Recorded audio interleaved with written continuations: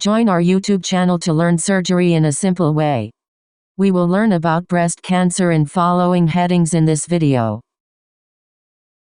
What is the origin of breast cancer? Breast cancer originates from terminal ductal lobular unit, which are end of ducts in breast. Initially, an epithelial cell on luminal side becomes abnormal, with large nuclei, pleomorphism, increased nuclei cytoplasmic ratio. This cell is still not called malignant cell, as basement membrane remains intact. An atypical cell becomes malignant cell only when it penetrates basement membrane and enters deeper areas. Now it is called malignancy. When atypical cells remain above basement membrane, it is called in situ cancer. Like in breast, example of in situ is ductal carcinoma in situ. In situ cancer cells divide and increase in size. Sometimes they may crawl up along ductal epithelium up to nipple areola complex. This condition is called Paget's disease, and is characterized by eczema-like condition of nipple and areola. Malignant cells increase their population and may become apparent as mammographic abnormality or may become palpable as lump. Neovascularization in tumors leads to development of thin-walled vessels, which may rupture in the ductal lumen, causing blood-stained nipple discharge.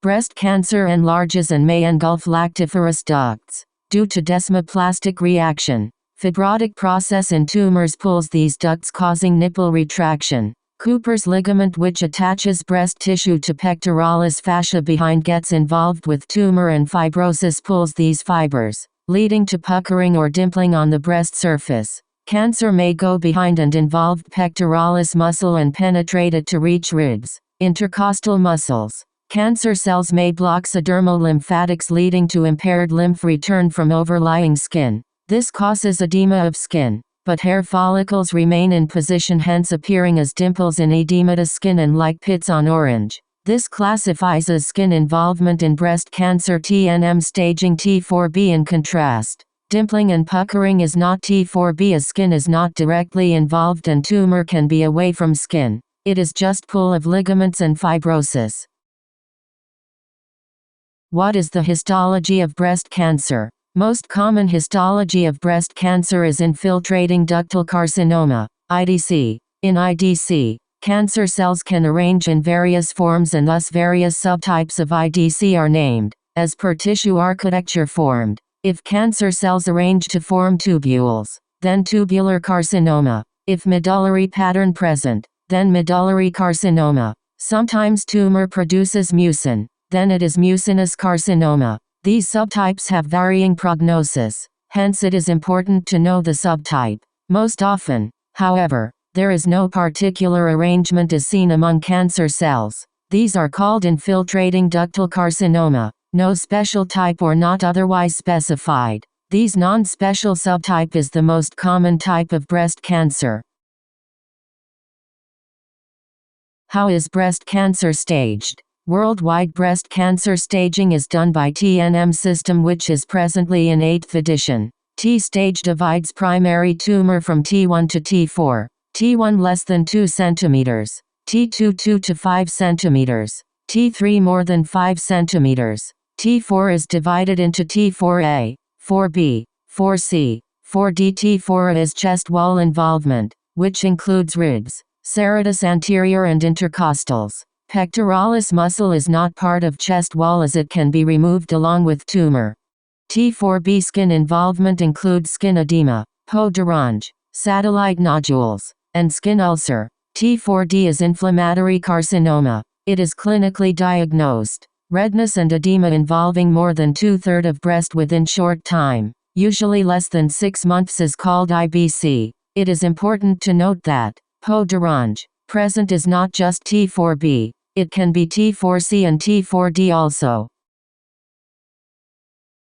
End staging. When examining nodes for clinical staging, investigations are considered extension of clinical examination, be it USG, CT, PET scan or lymphangiography. Second important thing is the look at number of nodes. Number of nodes do not matter in breast cancer staging. Single axillary or 5 axillary nodes are equally staged. as long as they are not fixed or matted and no internal mammary node is present. Internal mammary node is not usually palpable, but is detected by imaging studies. N3A is infraclavicular node. This is basically apical node. Level 3. Supraclavicular node is N3C. Note that again number of nodes do not change staging.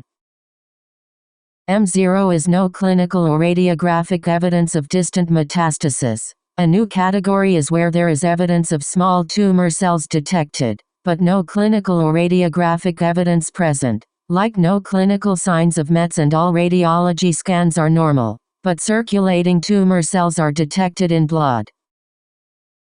Once clinical history and examination is done in a suspected case of breast cancer, investigations are done to diagnose, prognosticate and stage. Classically triple assessment is done, which includes clinical, then radiology, USG, mammogram, Mr. I, and then pathology like FNAC or biopsy. Pathology is usually done after imaging, as FNAC or biopsy can cause hematoma and inflammation. So further imaging of breast like USG, mammogram, can become painful, as they require compression of breast, plus edema and hematoma can cause imaging misinterpretation.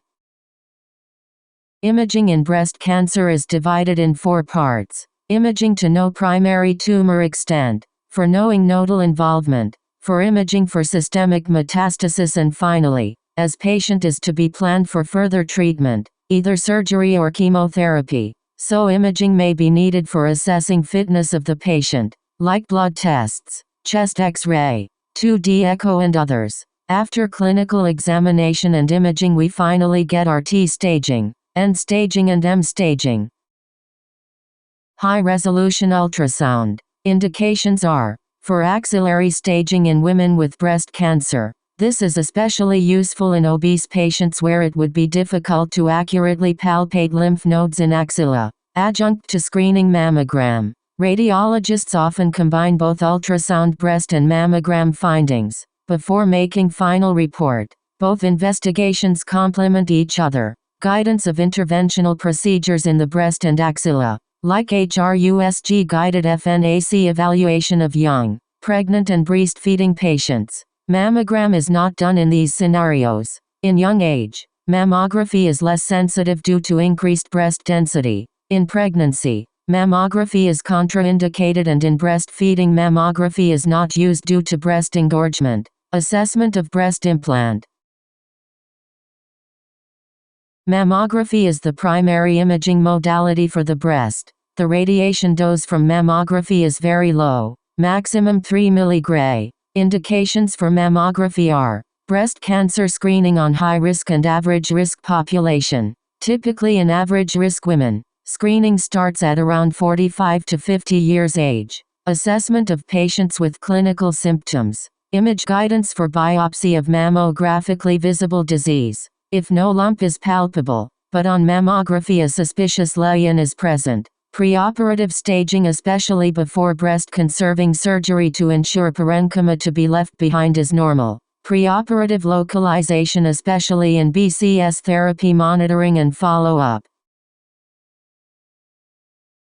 There are 2 commonly done views in mammogram. Craniocaudal view, where breast is compressed by 2 plates in craniocaudal direction, and mediolateral oblique view, where breast is compressed obliquely. Why mediolateral oblique view is preferred than mediolateral view? In craniocaudal view, breast is compressed by 2 plates in craniocaudal direction. In mediolateral view, breast is compressed by 2 plates in mediolateral direction. If we carefully see, then in mediolateral view, part of axillary tail is missed. To encompass whole breast, plates are tilted at 45 degrees.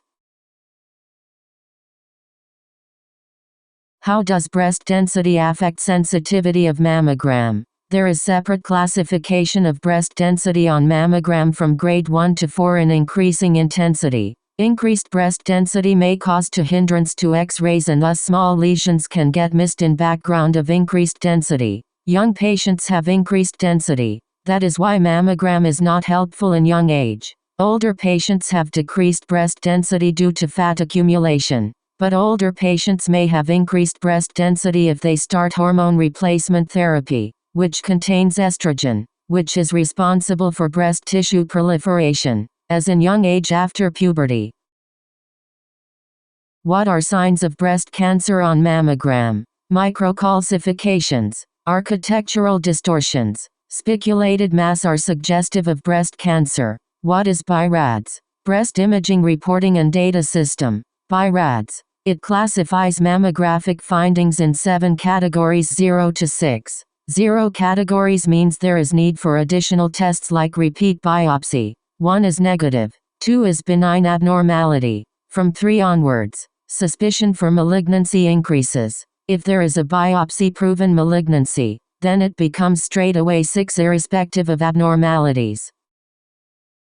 Contrasts MRI breast. Assessment of high-risk population. High-risk population, like those having BRCA mutation or family history, need screening from early age, but mammography is less sensitive at early age due to increased breast density. Hence, MRI is better in such patients. Assessment of residual disease after NACT. MRI is better in differentiating between scar and residual malignancy, when there is equivocal mammography or ultrasound findings. In such cases MRI can help. Positive axillary node with negative mammogram and ultrasound. This means lesion may be too small or mammographic occult. They may be diagnosed by more sensitive MRI. Assessment of breast implant. For imaging axillary nodes, HRUSG can be done, which characterizes nodes based their several characteristics. Lymph nodes can be visible on X-ray mammogram also. What are HRUSG findings suggestive of nodal metastasis? Round contour. Normal nodes are soft, hence are compressed by surrounding tissues into oval shape. Malignant nodes are round in shape, as tumor fills nodes from inside and expands it in all directions. Loss of fatty hilum. Normal nodes have central fat area. When tumor fills nodes, it fills up this central area also. Short axis diameter more than 10 mm. It suggests increase in tumor size. Long axis diameter can be more even in benign process, as nodes in benign process are soft and thus can expand longitudinally. Thick cortex. Normal nodes have thin cortex. Malignant infiltration leads to thickening of cortex more than 2 mm. Why accuracy of FNAC of axilla node is more than FNAC of breast lesion? As in case of node FNAC, finding of any epithelial cell indicates malignancy, as lymph nodes should contain only lymphoid cell. In case of FNAC from breast, epithelial cells in FNAC may be from normal ductal epithelium, hence not very conclusive. 3 most common sites of metastasis are lung, liver and bone. Bone being most common site of breast cancer mets. So our metastatic workup focuses mainly on these 3 organs. For liver we get ultrasound abdomen in early stages, while in later stages, we can go for abdominal CT. For lungs we get chest X-ray in early stages, while in later stages, we can go for chest CT. For bones, we get bone scan. One can get PET scan, which can cover whole body except brain, but cost and availability are limiting factor. To make a pathological diagnosis, core cut biopsy and FNAC are used commonly. If repeated core cut biopsy is inconclusive, but suspicion for malignancy is high, then incisional biopsy can be done. Is FNAC of breast lump sufficient to diagnose breast cancer and proceed with treatment? Carcinoma originates in epithelial cells which rest on basement membrane. Any cell in epithelium can convert into atypical cell, having features like larger size, increased nuclei cytoplasmic ratio, less stroma. This cell increases in population. As long as these cells are above basement membrane, they are called in situ cancer. Once they breach basement membrane, they become cancer. Atypical cells are now called malignant cells. Since FNAC samples only few cells, so it is difficult to comment on basement membrane disruption on FNAC. Both in situ and cancer will show atypical cells, but whether these cells are above or below basement membrane is difficult to comment. so FNAC cannot differentiate between in situ cancer and cancer. What informations are needed by surgeons from pathologists on biopsy specimen? Confirmation of cancer diagnosis. Histological type. Grading. Nottingham's grade. It uses 3 criteria to grade breast cancer: tubules, nuclear pleomorphism and mitotic activity, estrogen and progesterone receptors on cancer cells, HER2 new protein overexpression or HER2 new gene amplification, Ki67. It is a marker for proliferation. Higher the Ki67, more aggressive the cancer cell. After triple assessment, we make a final stage of the breast cancer. Patient is now divided into 3 categories. Early breast cancer, which includes all cases which are T3N0 and less. T3N1 and beyond, is considered locally advanced breast cancer, and any METs, irrespective of T stage or N stage, classifies tumor as metastatic. In early breast cancer, upfront surgery is done. Surgery for primary tumor can be either mastectomy or breast-conserving surgery. So who decides among MRM and BCS options? It's the patient's preference. If there are no contraindications for BCS.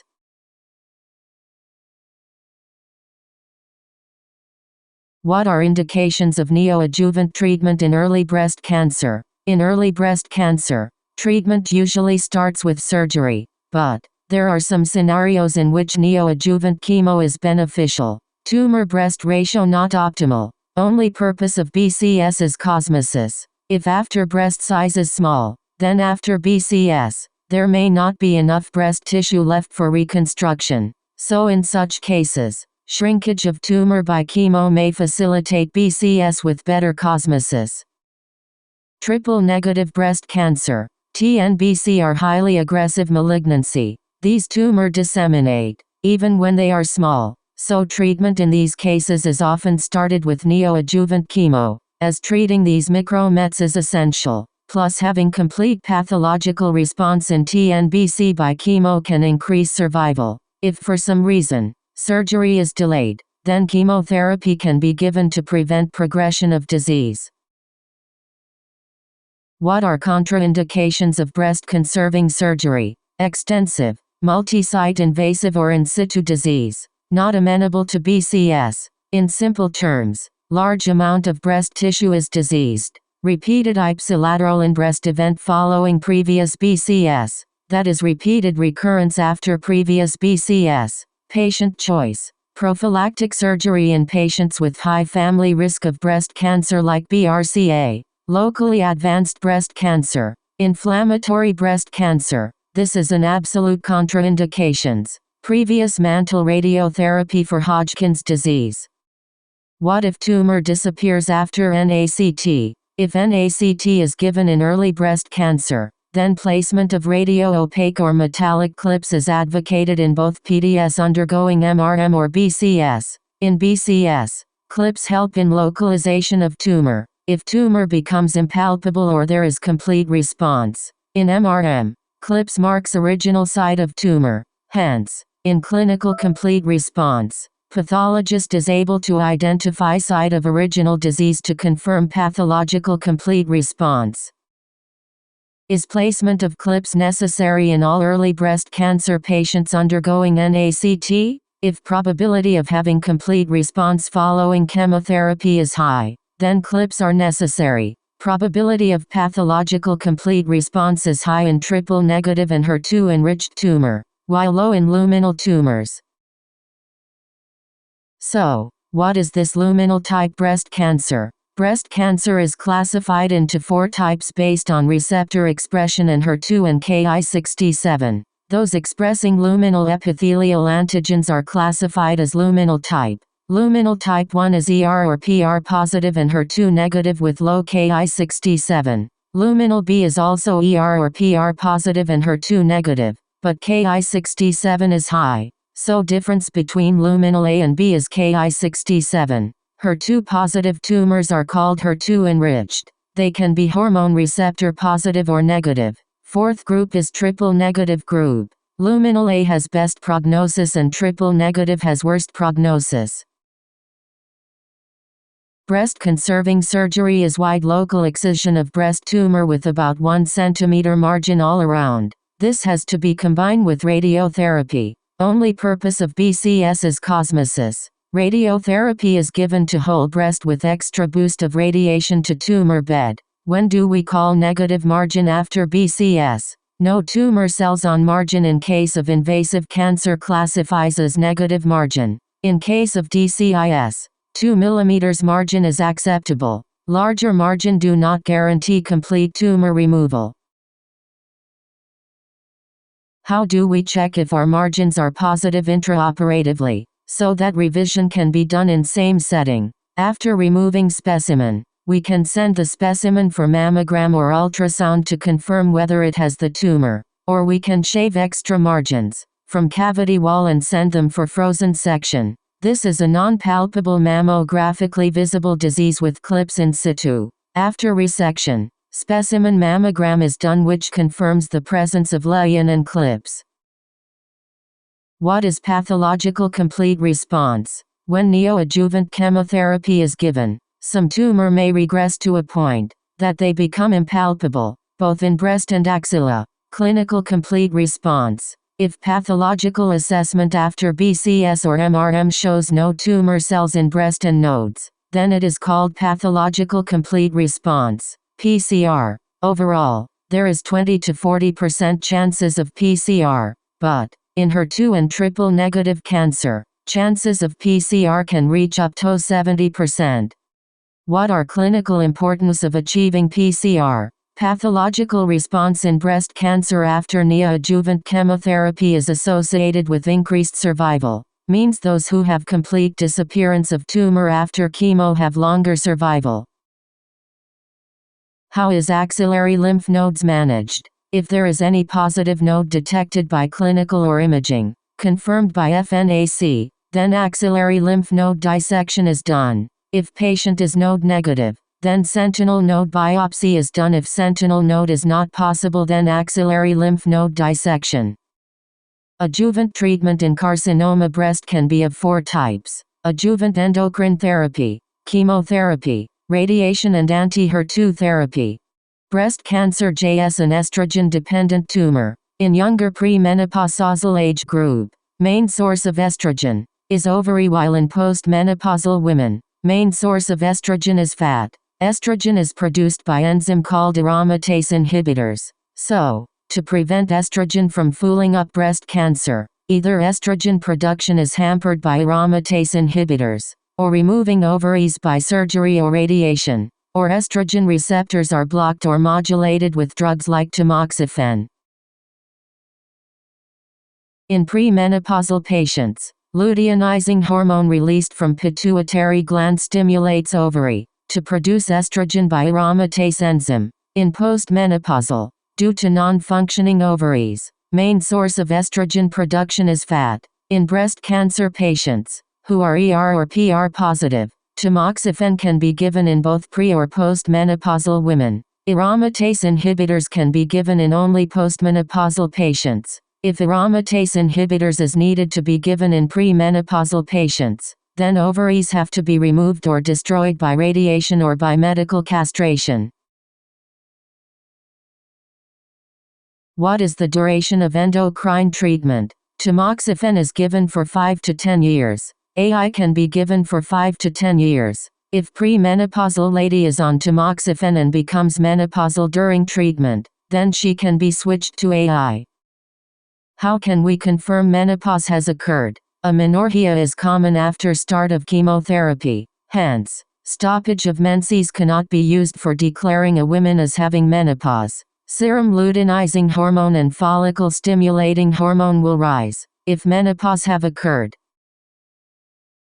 What are indications of adjuvant chemotherapy? Any tumor more than 1 cm must have chemotherapy. If there is high-risk histology like TNBC, then chemo is given even at less than 1 cm in size. If any node is positive, chemo is given.